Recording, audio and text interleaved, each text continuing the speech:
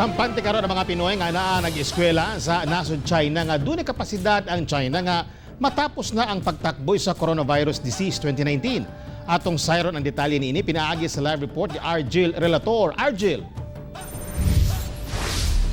Yes, Tek, wala kundi angay ikabalaka ang mga nahibiling pamilya sa mga Pinoy scholar na nag-eskwela karon sa China sanglit anaas niya sa saktong kondisyon layo sa coronavirus disease 2019.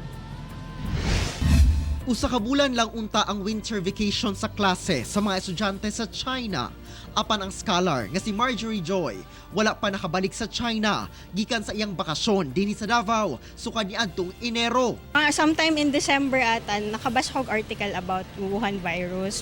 Pero dili pa siya nga nakakalala. Sa karon, ginahulat na lang niya ang notice gikan sa gobyerno sa Pilipinas ug China. Ilabi pa nga usa na lang ka semester ang iyang tiwason aron makagraduate na sa iyang master's degree sa Beijing. We don't know yet when to come back talaga. Daghan pang Filipino students ang naa karon nag-eskwela sa nagkanaiyang syudad sa China. Si Christine nga taga Negros Occidental, duha ka tuig na nga naa sa Beijing. Silang tanan nagagamit gayon og mask sa matag dunay kinahanglan sa gawas sa ilang campus. Dito po sa school namin, everyday po silang nagdi-disinfect and nag-check ng body temperature. Wala naman po kaming balak umuwi ng kasama ko kasi safe naman po dito. Anaasab karon sa Xiamen nag-eskwela ang dabawenyang si Olivia. Sagad online na lang kuno ang ilang klase sa karon. Just simple po, mask and hand sanitizers, which is pinamigay po lahat ng school namin.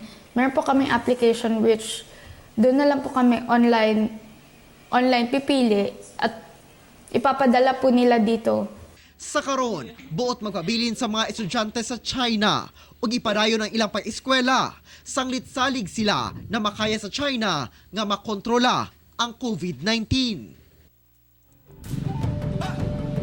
Tek, sumala pang hugot ang monitoring and coordination sa mga Pinoy sa Philippine Embassy alang sa mga notices o mga advisories ug ginasunod sab nila ang mga ginapatuman nga health measures sa central government sa China.